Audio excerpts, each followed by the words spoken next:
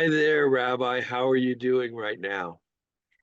I'm doing, Joe, and that's our topic. Just do it.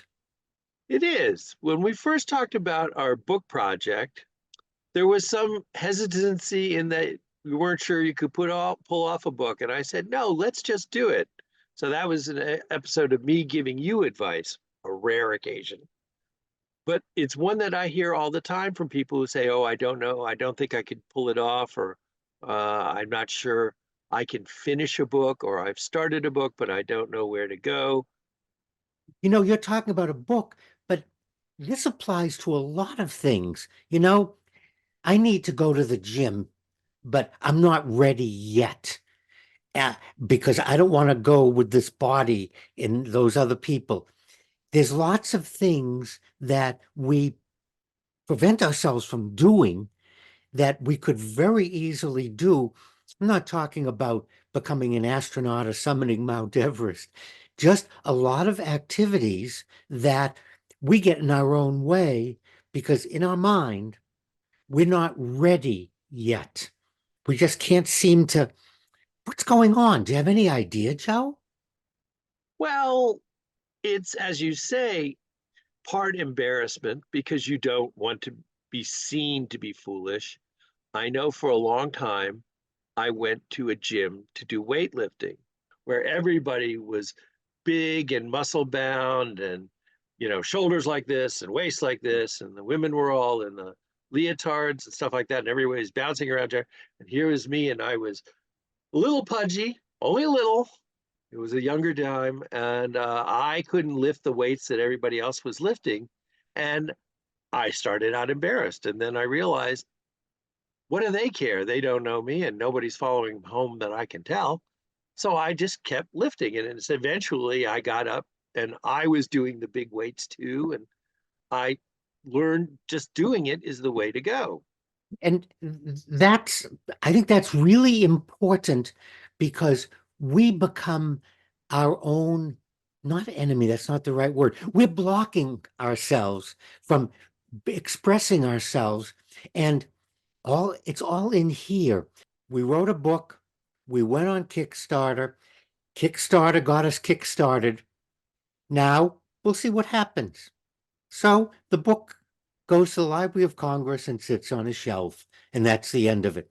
So what? Or makes it to the New York Times bestseller list. Terrific.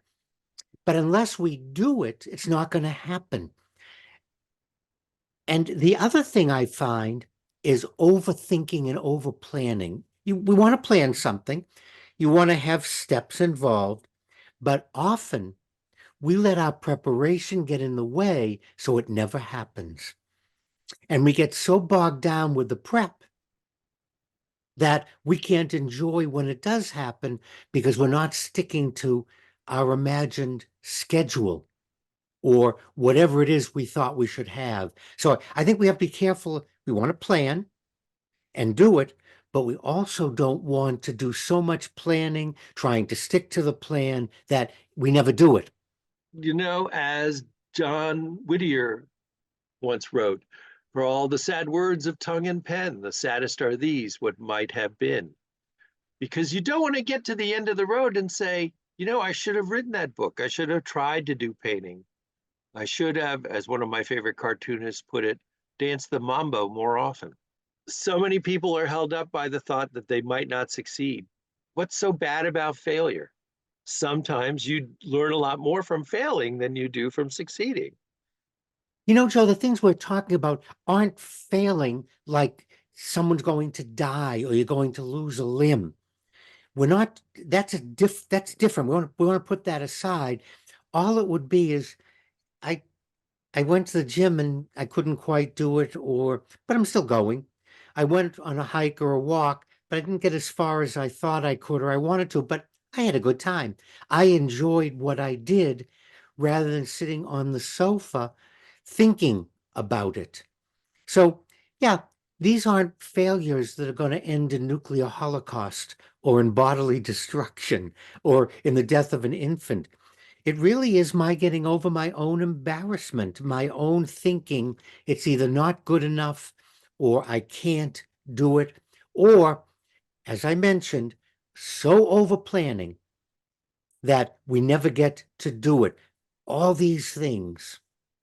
Well, I know I don't plan on it. I just do it every Sunday. I sit down and I talk to you, and we always have a good time, and I always learn something new.